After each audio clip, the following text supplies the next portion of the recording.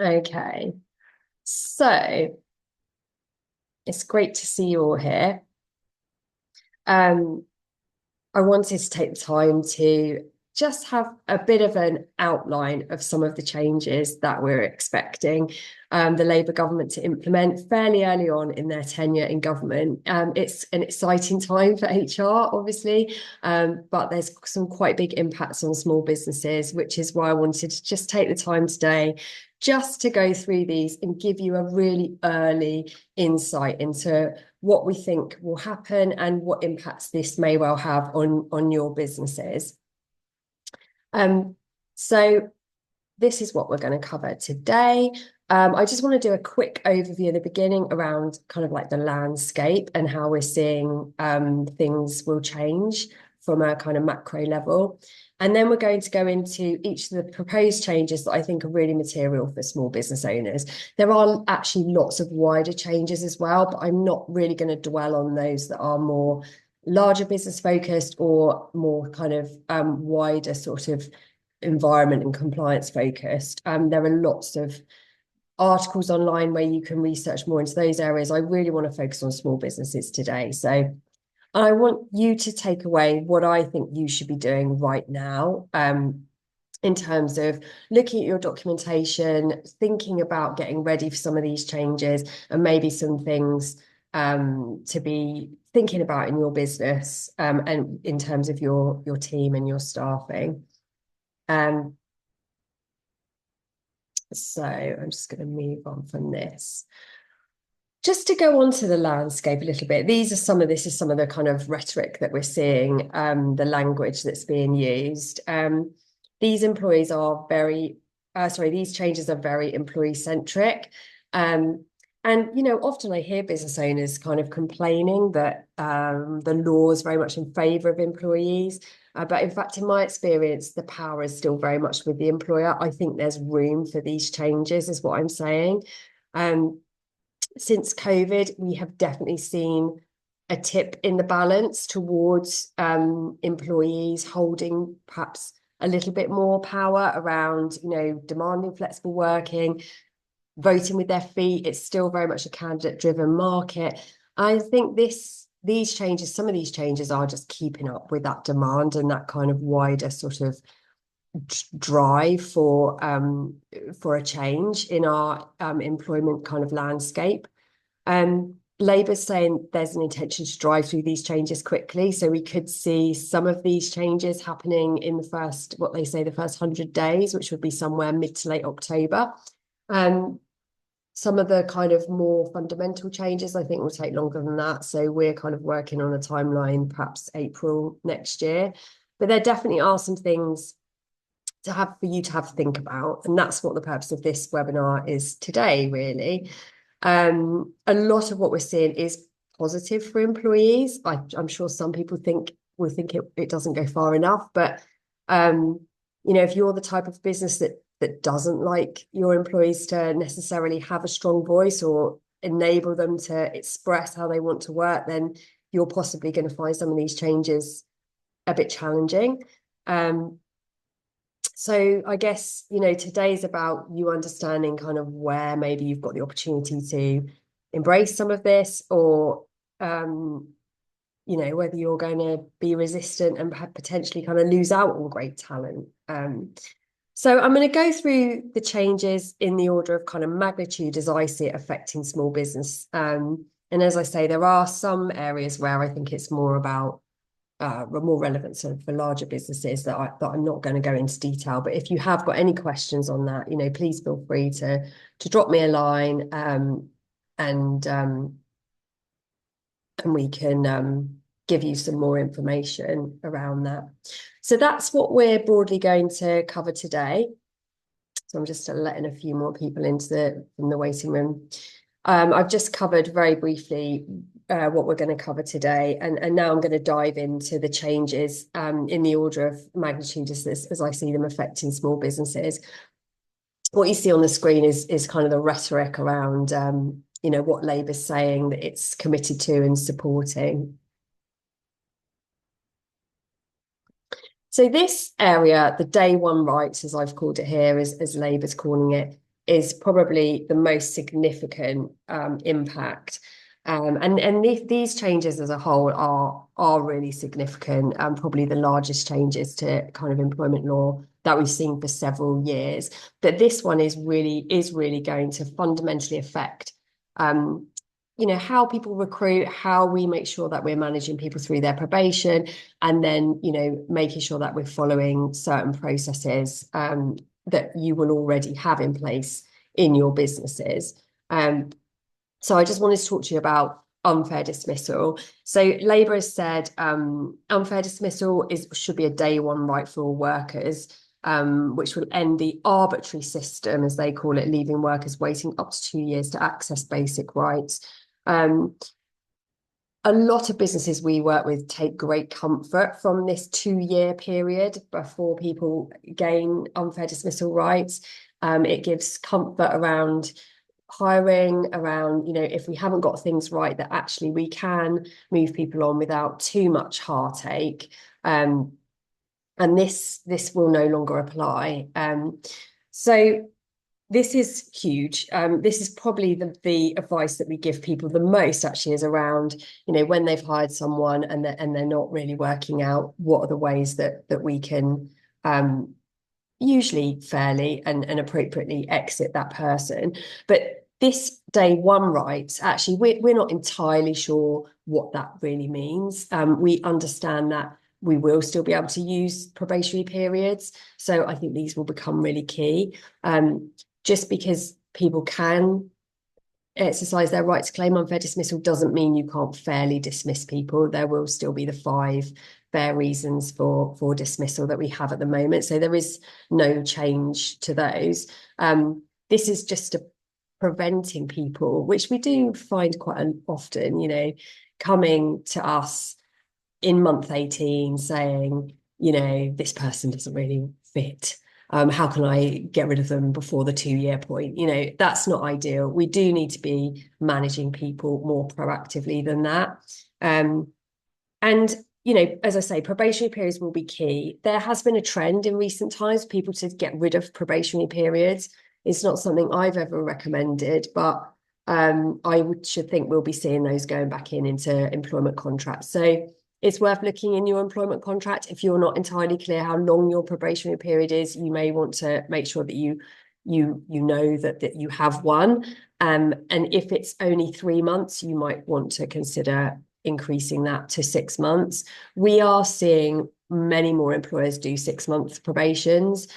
And I think the reason for that is twofold. One, with hybrid working, if you have got a 3-month probationary period and you're maybe only in the office together or in your workplace together a couple of days a week, you're not actually seeing that person and sitting with them and training them as anywhere near to the level that you would be if they were sitting beside you 5 days a week. So a 3-month period goes past very, very quickly. And will you be in a position to really judge, that they are the right person at that point? And obviously the ante's been upped if as soon as you pass that probation, they gain, that right to unfair dismissal, and you would have to go through a series of warnings to enable you to exit that person. So it does mean that, erring towards a longer probationary period is worthwhile. It doesn't mean that you can have a 2-year probationary period. I don't think that would be deemed to be reasonable, and nor would it be ideal from a sort of hiring,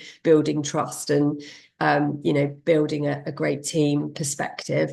But yeah, so we are seeing people do longer probations because of hybrid working, and also just because actually the speed to get someone up to speed, in this sort of complex world that we're in now, often 3 months is not a very long period. So 6 months is what we're recommending currently. In addition, Labour have said, or the guidance has said, that probationary periods must have fair and transparent rules and processes. So I've never really recommended that our small business clients, have a probation policy. But I think that's something that we possibly need to look at. How are you carrying out reviews during that probationary period? And certainly, I'm planning on writing something which I'll be more than happy to share with you as a kind of guideline.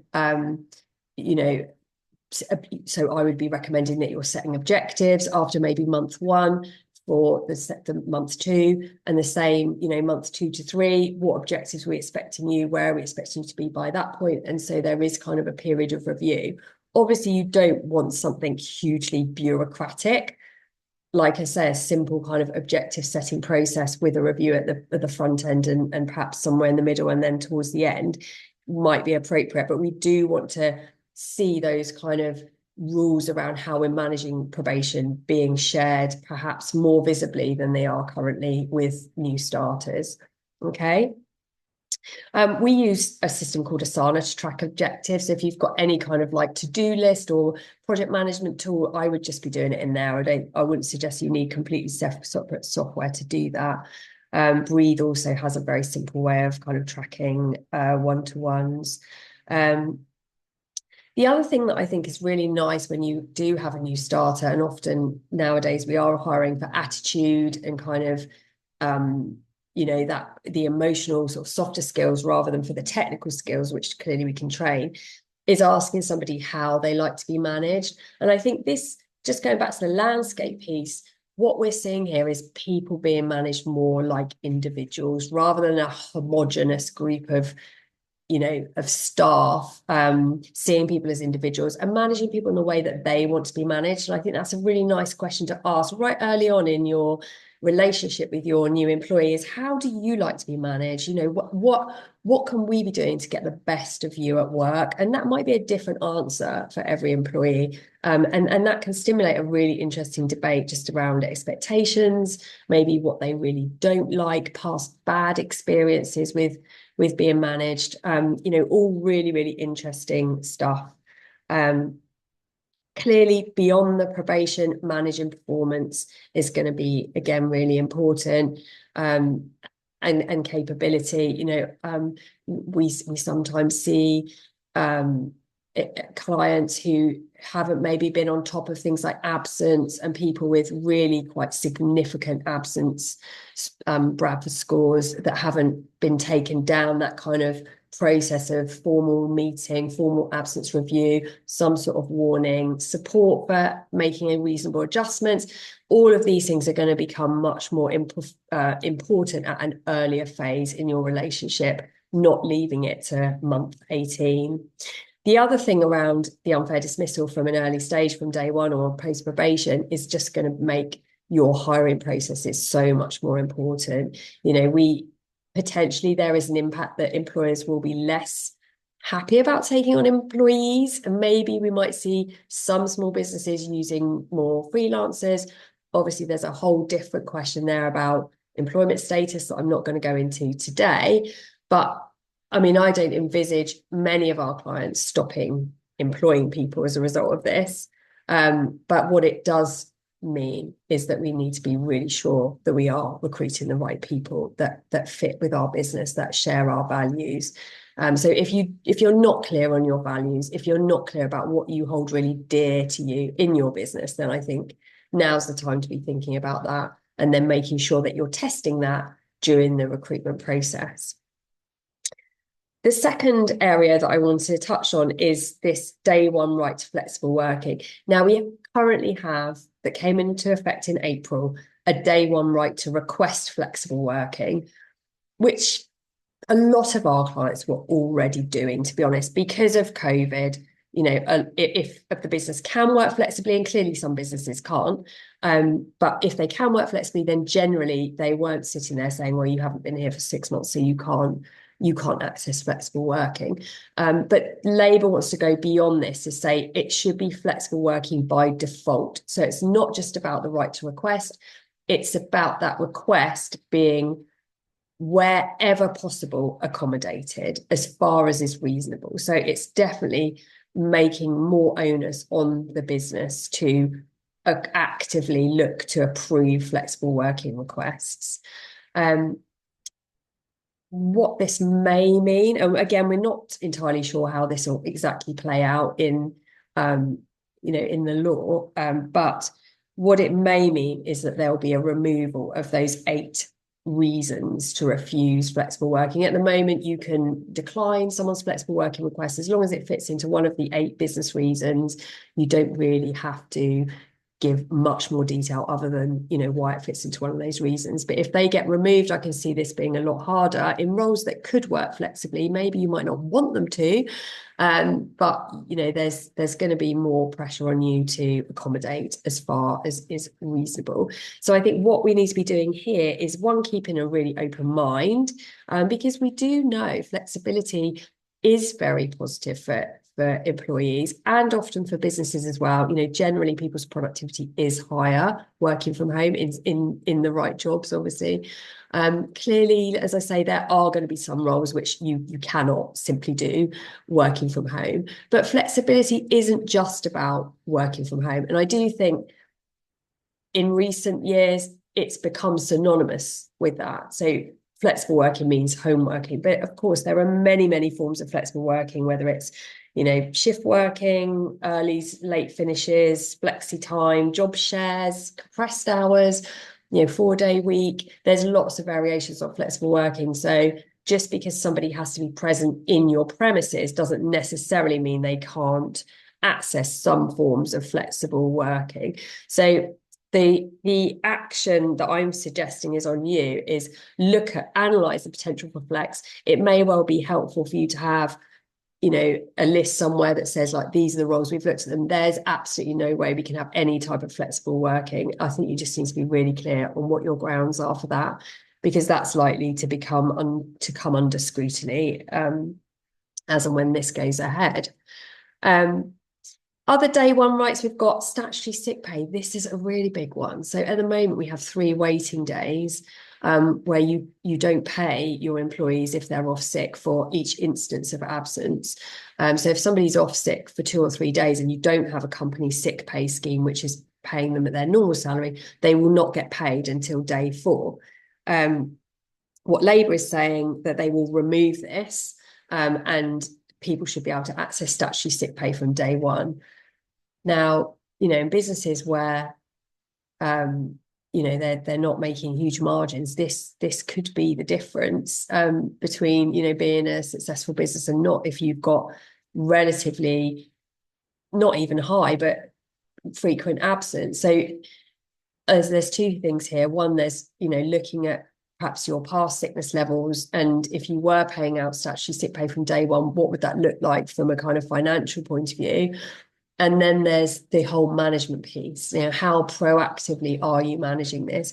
Are you having people who are having 1 or 2 days off every single month? And if so, what's the consequence of that? Are they being brought into absence review meetings? Are you getting medical opinions involved where necessary? You know, maybe they have got underlying health reasons and we just need to accept that there's a level of absence attached to that person. But in other cases, you know, we should be going down a warnings route to really send a clear message that, you know, we can't just have people just calling in sick on a frequent basis. So again, you know, take advice around this. It can be, especially when you've got like the mental health kind of disability angles, it can be an emotive area. But definitely something I would be saying we need to be tightening up around how we manage this.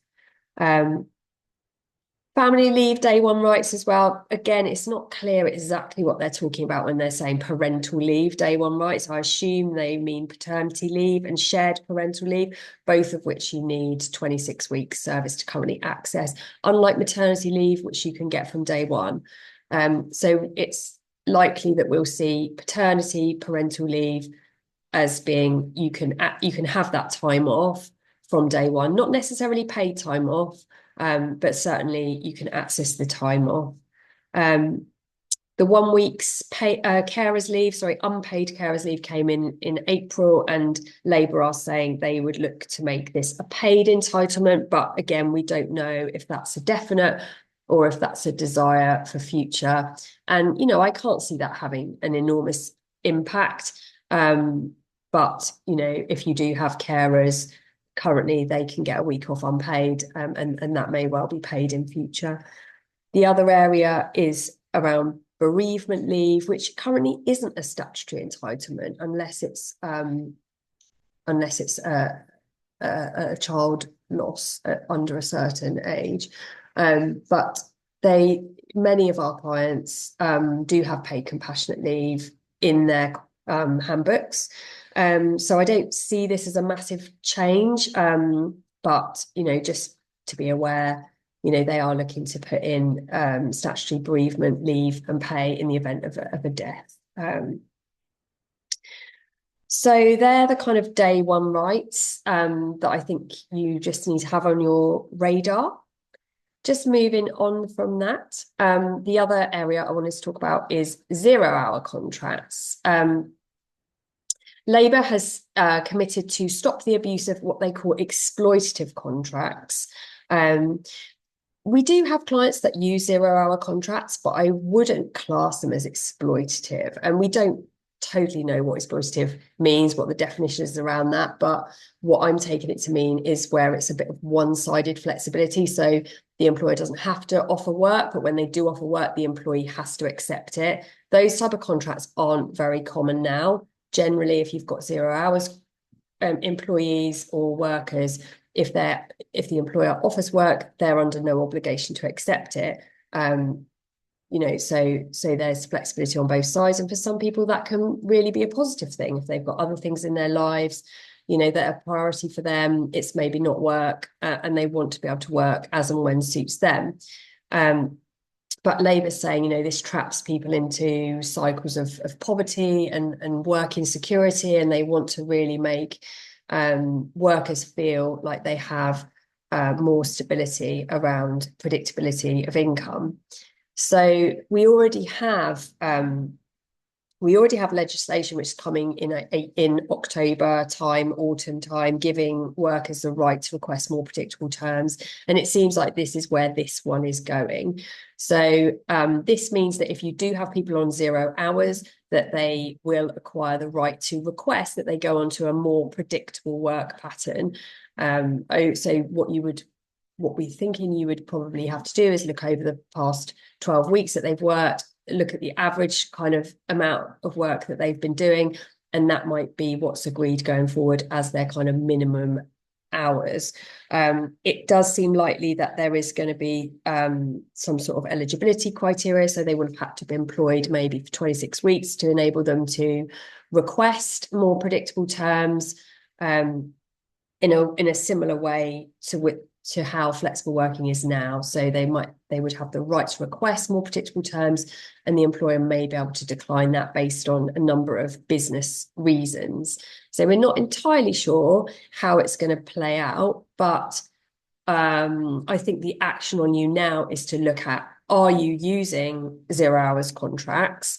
And if you are using them, is it justified that those individuals are on 0 hours, i.e. if they're turning up to work every day or regularly, and you generally you're offering work and they're not declining it, then could you be offering them like a minimum number of hours a week or an average hours, or have some sort of annualized hours arrangement if the work's seasonal?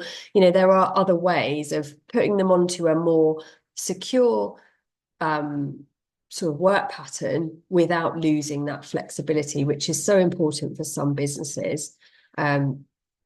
So yeah, I think have a look at how much they're working for you and maybe work out what these average hours are, and see if that's of interest. But for now, it's just about kind of understanding what you've got.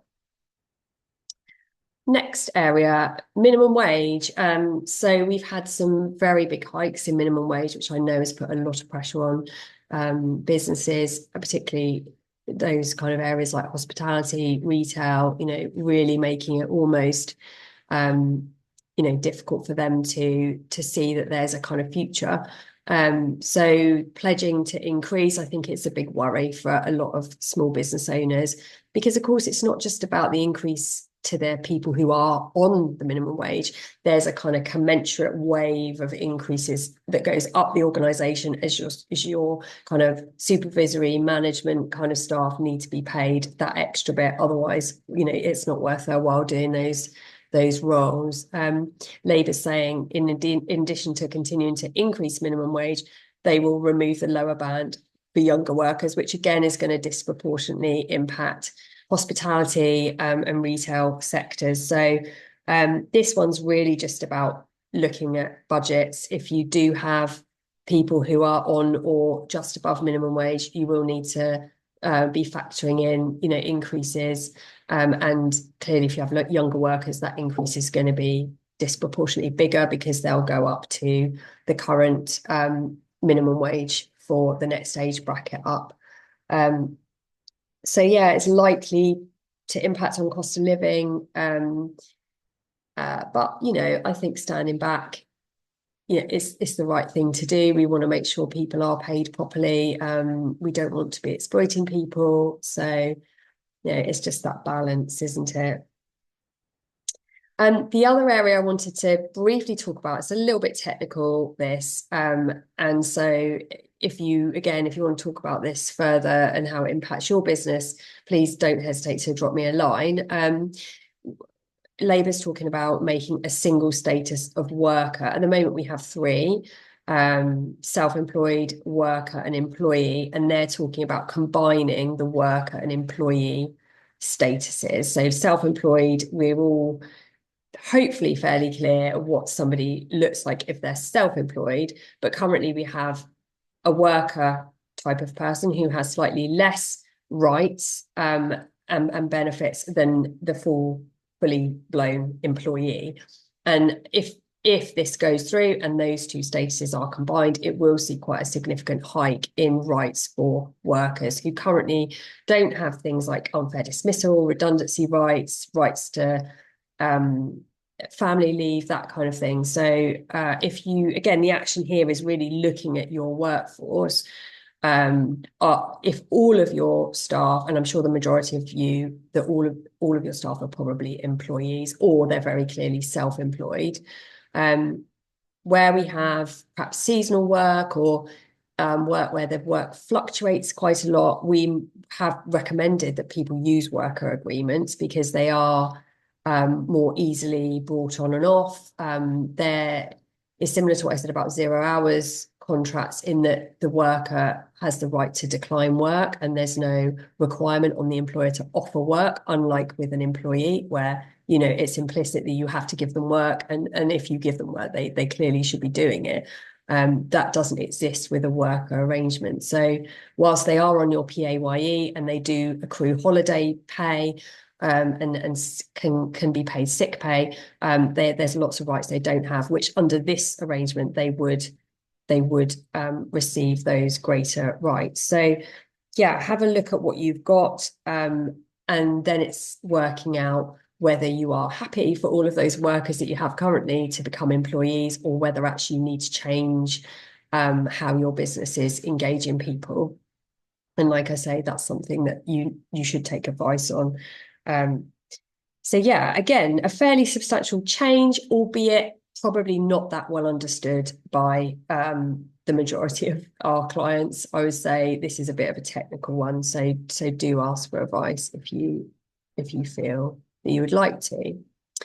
This area, I wanted to take the opportunity to talk to you about this protection from sexual harassment. This isn't something that's coming in October. This isn't a new proposal from Labour, but this is something that's already been passed, and we will see this come into effect in October. But I wanted to just talk about it really briefly so that you're aware. And Labour is proposing to increase the protections. So from October to 2024, you will all have a duty on you to take reasonable steps to prevent sexual harassment. Labour's proposing to increase that to all reasonable steps. So there is already a requirement if sexual harassment occurs in your workplace, and that the courts would look at has the employer taken reasonable steps to prevent that. So that is already there. What this new legislation is seeking to do is to make that more proactive. So not waiting to look at that if and when you have a claim or this occurs in the workplace, but making employers have more onus on taking action around this. So it's definitely worth looking at what have you got written down in your policies with regard to harassment generally? I mean, it seems odd to me that we're only talking about sexual harassment in many ways, although, you know, when you look at the figures, you can see why. But if I am looking at implementing this in my own business, you know, I would be talking about harassment in the round, not just one particular type. So what does it say in your policies? Are you being really clear what we mean by the various terms around harassment? And then making sure that we're talking to people about it during induction. The key one here is making sure leadership behaviours are consistent with what we say in our policies. The stats show that the most common perpetrator of harassment is a senior colleague. But just under a quarter of respondents, interestingly, to a survey by the Equality and Human Rights Commission, found that around a quarter of respondents were harassed by customers, clients, or service users. So, and obviously, as employers, we have a responsibility and a duty of care towards our team members whilst they're at work for them not to experience harassment by third parties. And around half of people responding hadn't reported that experience at all. So, you know, not only having a clear policy, but real transparency around how people should report this type of conduct and feeling comfortable coming forward and saying, actually, this has happened to me. The research around this is quite shocking in a way. Like the TUC found that over 50% of women have experienced unwanted sexual behaviour at work, and that rises to over 60% for younger women. So you can see why there's a real priority action around this. But actually, you know, LGBT employees, 68% experiencing harassment, and Asian and Black workers, 70%. So I think there's definitely a case for making this a you know, wider than just sexual harassment. So as employers, you are liable for the behaviour of your employees. So if someone commits harassment in your workplace and you haven't done any of these things, then you are vicariously liable for their actions. And I've certainly dealt with cases where sizable fines have been awarded to women to be paid by the employer for vicarious liability for them being harassed at work. So we definitely need to be thinking about this. And this is another area where I would be sending out guidance on, you know, how you can discharge your duty now to take reasonable steps, if not all reasonable steps to prevent this from happening. I mean, hopefully it doesn't happen, but, you know, we can't rely on that with this in place. There are some other areas that I really wanted to quickly cover. Right to disconnect is an interesting one. I sent out a poll on this. It was very clear people think this is a good thing. Although when push comes to shove, it does make me wonder whether you know, we will all feel this way. But this is about being able to switch off outside your normal working hours. I'm sure you fundamentally understand the need to do that. People are clearly more productive when they're feeling rested and engaged and motivated and happy and all of those things. And that means we need to facilitate people having that downtime. This follows models already in place in Ireland, in Belgium. So if you want to look into this further, have a look at the case studies that are online. Labour's also, funnily enough, on the daylight today, it's quite relevant, looking at extreme temperature guidance. At the moment, we have minimum temperatures, but we don't have a maximum. I mean, I was with guys today who are outdoor workers, who are clearly suffering in this heat, having to use lots of sun cream. You know, I can see why there's a need for guidance around this. The next one doesn't apply to small businesses, but I wanted to flag it because I think it is really topical. Menopause action plans. There's no requirement for you to do menopause action plans. This is aimed at employers with over 250 staff. But I think this is a really good thing. And if you have got a decent size workforce, as in, you know, you've probably got sort of 20 or more staff, I think it's definitely worth looking at this.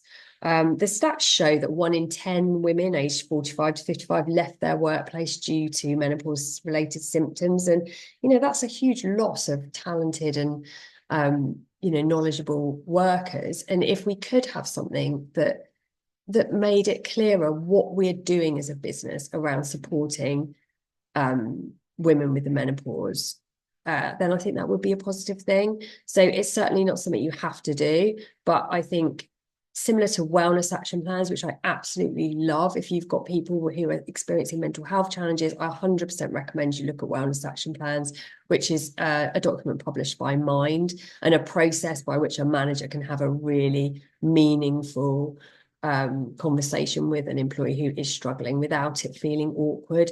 I think these things are really good to adopt, even though there's no obligation to do so. I would definitely suggest, again, it's an area that could be looked at. The other one I wanted to really briefly touch on is surveillance technology. So Labour plans to require employers to consult before introducing surveillance. Now, I would hope you would do this anyway, but with the use of AI and things like AI recording people's emotions in Teams and things like that, yeah, it's just worth being aware. We shouldn't just be bringing in that sort of stuff without talking to people. And we'll find out more on what that actually looks like. But I just wanted that on your radar. There are some other proposed changes, which I'm not going to go through in detail today because I feel they are less directly relevant to the type of businesses that we tend to work with. So fire and rehire, this is where you want to enforce change in your employment contracts. You dismiss everyone and effectively rehire them on new contracts. I mean, this is very rare that we see this in the type of businesses we work with because it is really a last resort. I mean, I would always want us to agree with the workforce any kind of changes, but it does happen, and Labour is intent on stopping it because it's really not seen as a good practice at all. Thresholds for redundancy consultation is around, when you're making large scale redundancies, where and how you can do that. Rights under TUPE. If you're going through any sort of TUPE transfer, I would really hope you're taking advice. So I'm not going to talk about that particularly, but just for it to be on your radar. There's lots of pay gap reporting requirements coming in for larger businesses, a new Race Equality Act, greater rights for trade unions, which would mean that trade unions would be able to access workplaces which didn't have trade union recognition agreements in place. Again, we don't really know what that looks like. And apprentice levy reform. So just things to have on the radar, really. So just as a summary, what to do now. There's lots here. None of it, you don't need to do anything today, I might add. This is really an FYI to have it on your radar. And it's great that you're interested in hearing about this because, forewarned is always forearmed. I think the main thing here is consider the culture you wish to have in your business. I do perceive this as a change in just sort of the landscape, as I said earlier, and, becoming a little bit more employee centric and encouraging employees to have a voice and encouraging people to express how they want to be managed as an individual, I think is really a good thing. And hopefully you'll agree and you'll want to embrace that. And a lot of you already are, I'm sure. I do think one of the most important things is to review your processes around probation and recruitment, particularly probation.